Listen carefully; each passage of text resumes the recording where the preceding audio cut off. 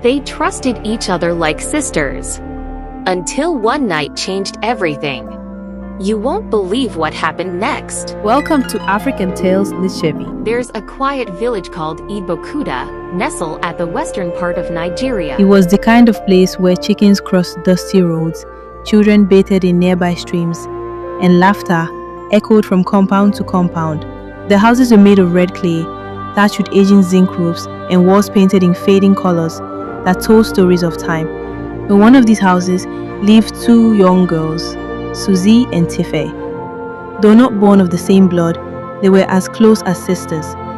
Suzzy's family lived in a two-room mud house just opposite Tife's compound. Every morning, the two would run barefoot through the village, picking mangoes, fetching water, and making up stories about their futures. Tife was gentle, obedient, and thoughtful. Suzzy, on the other hand, was bold, sharp-tongued, and always ready to challenge anyone, including adults. But their lives were full of warmth until the day tragedy struck.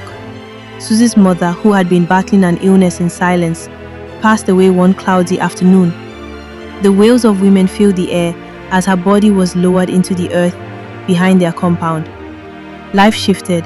Suzzy's father, overwhelmed with grief and unable to care for his daughter, decided to send her to live with her grandmother in Ado-Ekiti, far away.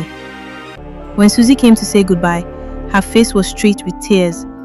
But before she could speak, Tife grabbed her bag and held it tight. "If she's going, then I'm going too. Unless you take both of us, I'm following her." Her mother gasped, "Tife," but Tife didn't flinch. She was only 10 years old, but her eyes were full of fire. With no one else to raise the child, Tife's mother took Suzzy in, treating them both equally, sharing food, clothes, and love between them. For a time they were happy again, but fate, cruel and silent, struck again. Tife's mother collapsed one morning while sweeping the compound. Within weeks, she too was gone. The two girls stood by her grave, alone, clinging to each other as the wind rustled the banana leaves nearby. With no adult left in Ibokuta to care for them, they finally journeyed to Ado-Ekiti to live with Suzzy's grandmother, a stern elderly woman known in the area for making the crispiest akara and thickest eko.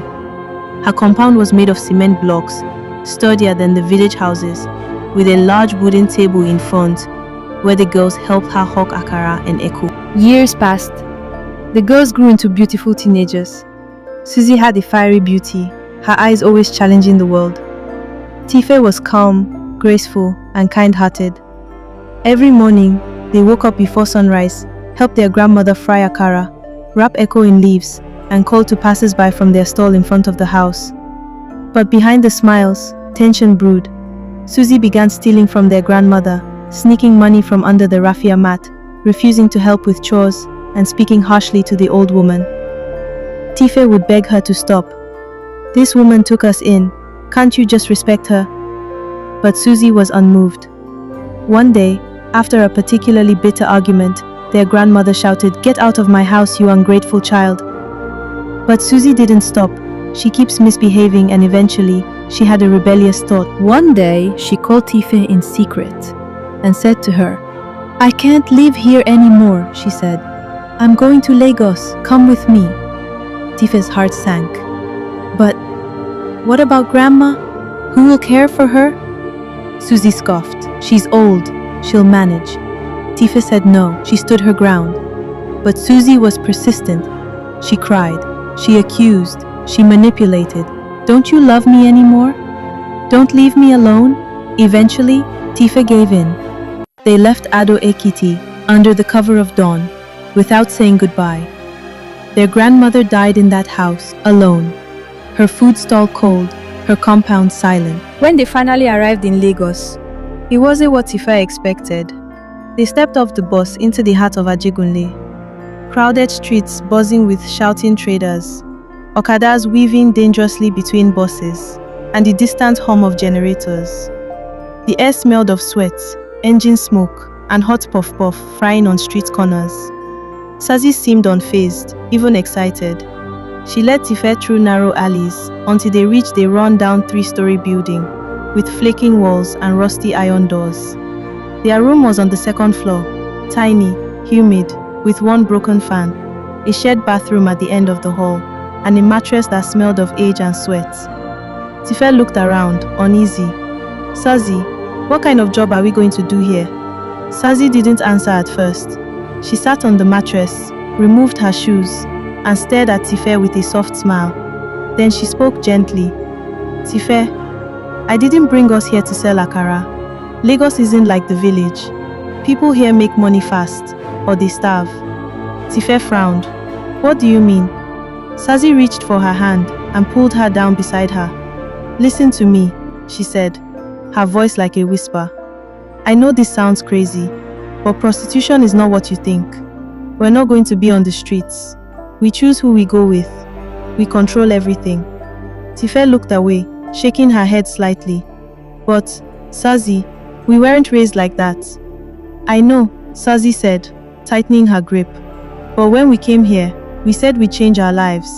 Remember?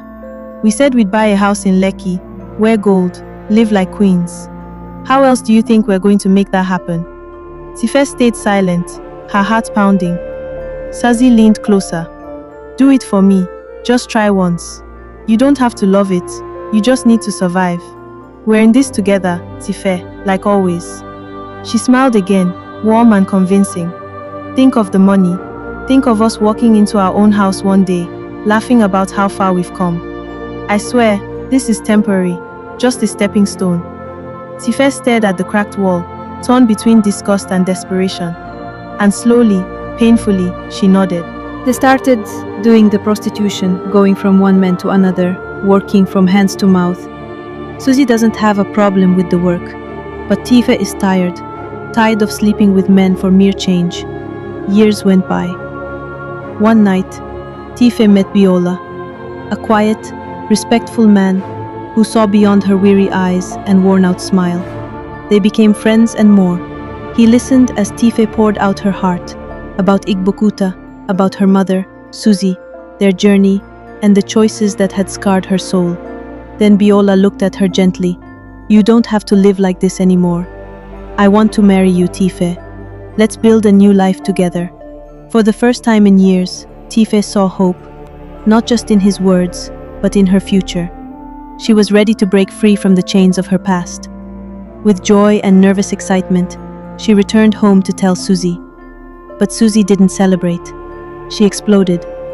Marry? Now? With what money? What has this guy even done for you? She shouted, pacing the small, dimly lit room.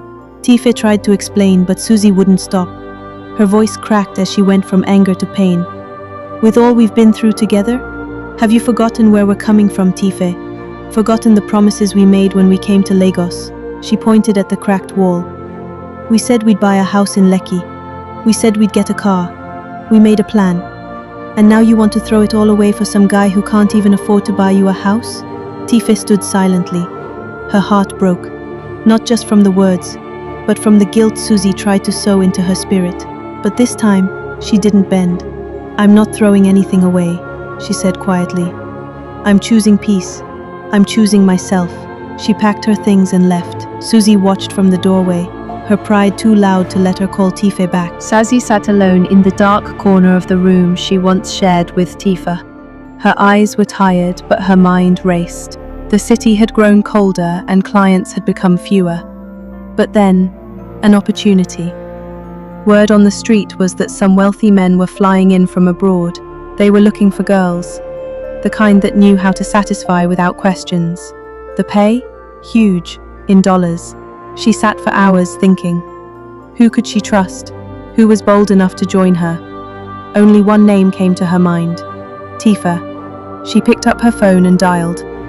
Tife, how about we do this one more time? This time, our lives could really change for the better.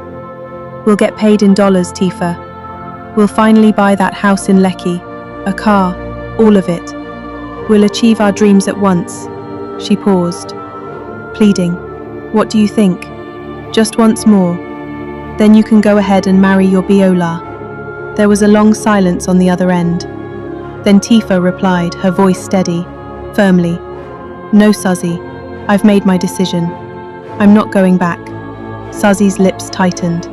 Her eyes flared with anger. angrily. "Fine," she said. "I'll do it alone." That night, Suzzy dressed in her best. Red dress, heels too high. She walked confidently into the black SUV and disappeared into the city lights. But it was a trap. The men weren't clients. They were ritualists, predators in designer suits. Suzzy's body was found lifeless in her room the next morning. Cold, eyes closed, money on the table that would never be spent. Tife wept for days. She lit candles for Suzzy, prayed for her soul, stared long into the night thinking of all the times she had followed her, loved her, forgiven her. But in the end, even love wasn't enough to save her. Moral lesson: not all glitters are gold. The path of easy money often comes with hidden dangers. Loyalty to friends is noble, but knowing when to walk away can save your life. Sometimes, saying no is the greatest act of love for yourself and those who believe in you. Thank you for watching African Tales with Chevy.